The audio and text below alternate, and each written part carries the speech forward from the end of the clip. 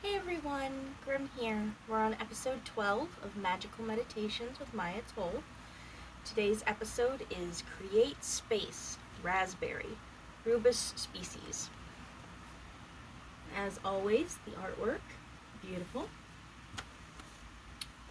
So today's entry says, Raspberry is Rose's younger sister, sweet and wild but also steady-handed. She loves the earth and its smallest creatures, so her ebullient branches twist and crawl, creating nests for birds and sanctuaries for snails. She'll rock wee babes and scurry about with toddlers, rarely giving in to the gravitas that permeates most members of her family. Laughter floats through her leaves as she flexes and twists. You too can be like this, she says, demonstrating pliability earned by drinking deep of mineral-rich soil. Sit with her and she'll share with you the secrets of weaving space and creating strong containers for the emptiness that new life needs in order to thrive. When Raspberry appears, look to how you are, or aren't, nurturing the space within. The ritual says, make space without. Nurturing space within yourself often begins with a physical space and a structured experience of it. That structured space allows us to enjoy a regular ritual of reflection and holding space for new energy and ideas. Your structured space needn't be large or expensive to create. It simply needs to be yours. What might this look like? This little corner where I do my little videos for most things is my space. I have a nice little chair, a little bookshelf with my herbs and my incense and candles and such. And my art. Some of it's stuff I did. Some of it's not.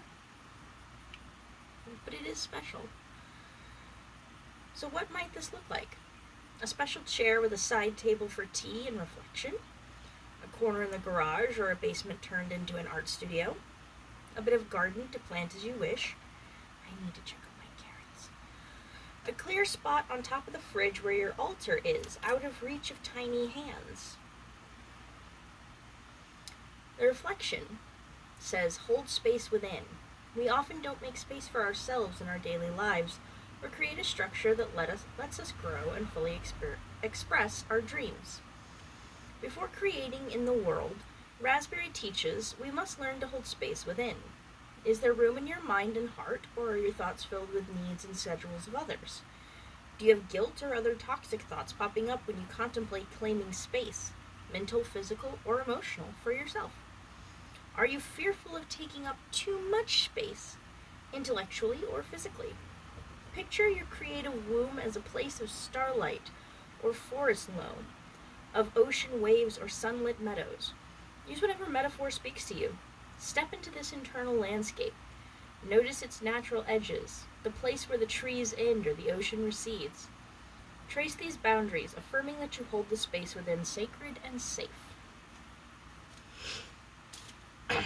We have a guest today. This is Cleo. She is currently enjoying that the window is open because with it being so hot, we've been keeping the windows closed to keep the cool air in. But when I light incense, I like to have the window open. Alright, so the magical properties that I have discovered online. For Raspberry, I found fertility, love, pregnancy, business, and patience. It's associated with the element of water, the planet of Venus, and the deity Hera. Medicinal properties. Good for labor pains and induction. Supposedly, if you are having contractions but not you're having Braxton Hicks, you can eat raspberries to kind of help the process hurry along. Good for heavy menstrual bleeding, aging skin, diarrhea, diabetes, flu, GI issues, morning sickness, cramps, sore throat, and high blood pressure. It is something to be careful of with diabetes and estrogen hormone sensitive issues.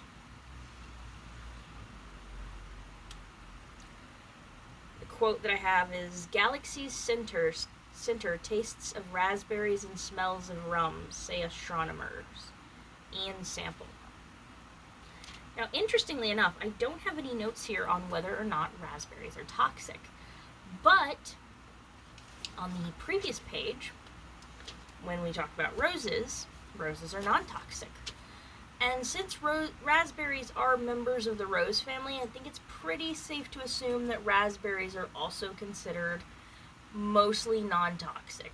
Most plants, there's still a chance of there being like an allergic reaction from your pets or whatever.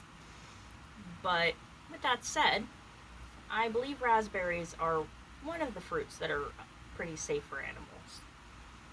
So, next week's episode will be 13, and it will be Heart's Home, Hawthorn. So we're looking forward to that. Come here.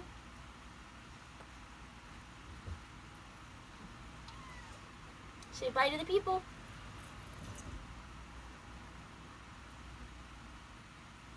We'll see you guys next time. Please like and subscribe.